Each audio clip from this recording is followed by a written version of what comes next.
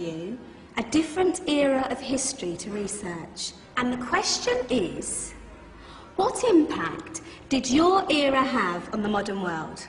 So Sarah, your group has the ancient Greeks. Ravi, you've got the Romans. And Danny's group gets, yes, a bit of a challenge for you. You get the Middle Ages. Some even call it the Dark Ages. Boring. See how you get on. Yes, miss. So, Serene, yes, you get the Renaissance.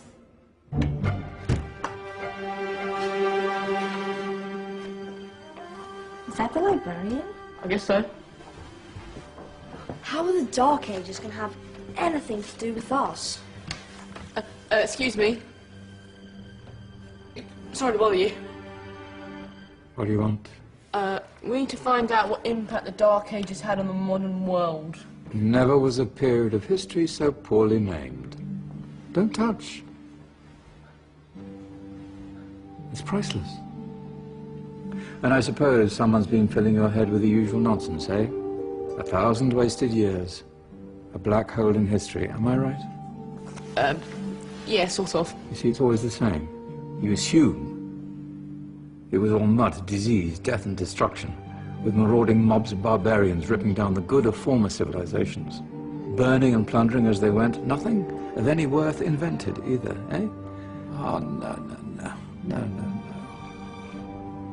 Go on, Beofrey. Sorry to bother you. Come on, it's probably not worth it. Everyone knows that the Greeks and Romans invented everything anyway. Oh, did they now? And you're sure about that, are you? You know, I might just have something for you. You seem to be up to the task. I suppose I could... Follow me. I've got just the book for you.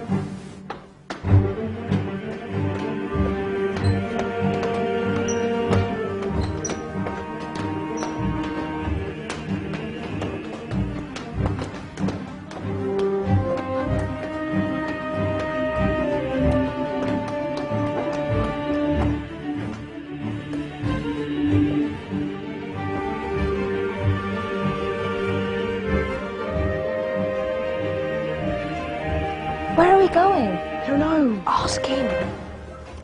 Excuse me. Where are we going? From darkness into light, my young friend. From ocean onto land, there are things you should know.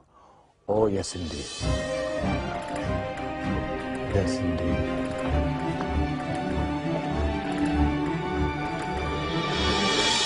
Now, I know I left it around here somewhere.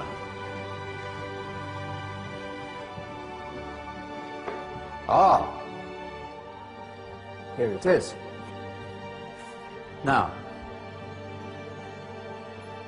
take a look. If you dare.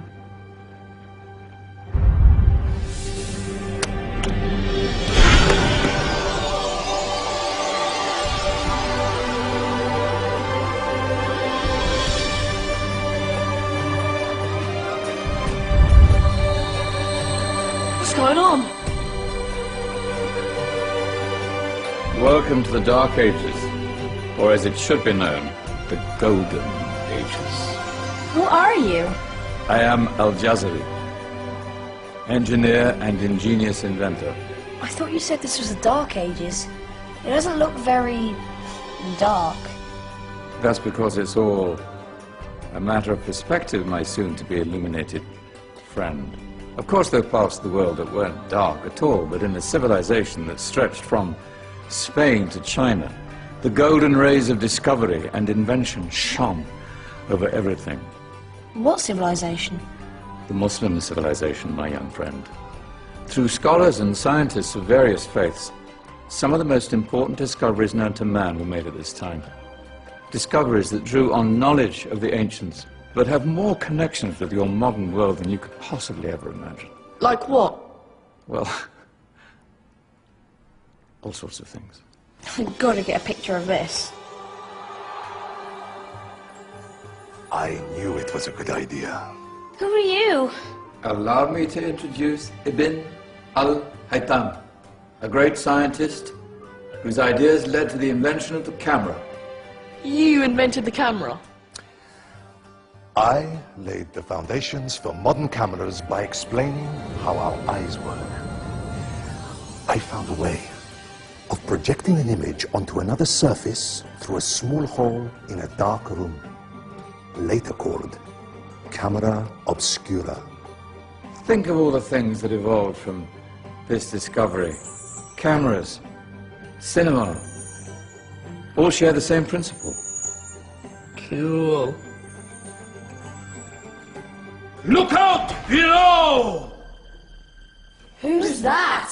That's my good friend, Abbas ibn Farnas, who gazed up to the heavens, passionate in his belief that man could fly. Whoa. Indeed, he dared to dream about flying 1,000 years before the Wright brothers. Do you know you all take your jet-setting holidays for granted, so it only seems fair to remember Abbas ibn Farnas. Stand by. I'm ready for takeoff.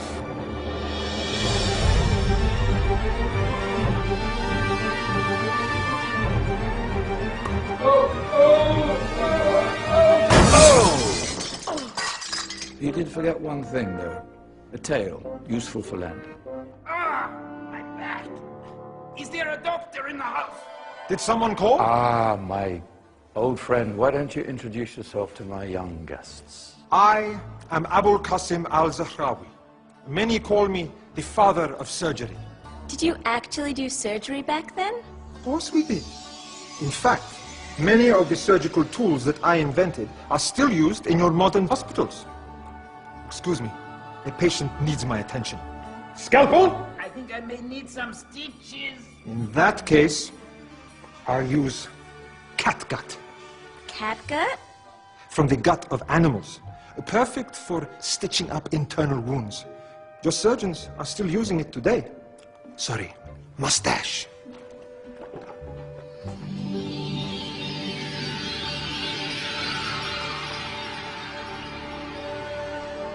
Who's she? That's Maryam al-Astrolabi, one of the many brilliant women of her time. She made sophisticated astrolabes. Astro what? Astrolabes. They show the sky and the stars on a small flat plate you can hold in your hand.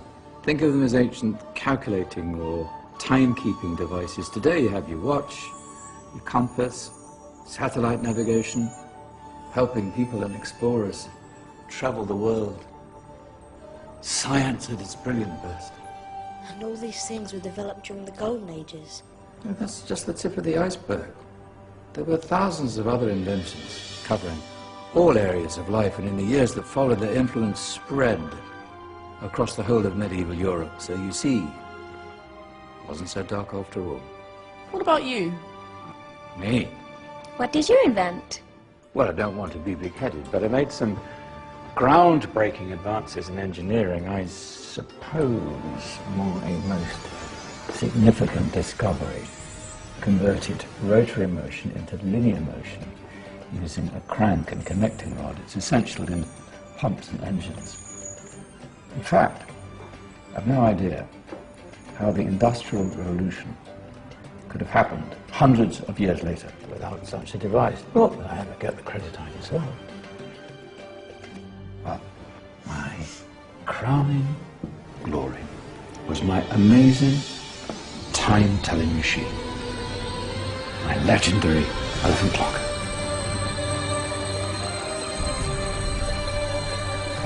It's a clock. Yes. Dozens of components collected from different cultures around the world. Indian, Greek, Arabian, Egyptian, Chinese. Wow. A United Nations clock. That is pretty cool. Does it actually tell the time? Well, yes, of course. If it wasn't for me, thousands of people would be late for everything. Speaking of time, we'd better get you back. And remember, Spread the word. This is a golden age, and I've only shown you a tiny part of this wondrous time. There are countless other scientists and inventions directly connected to your modern world. You're just going to have to find out for yourselves. No, wait!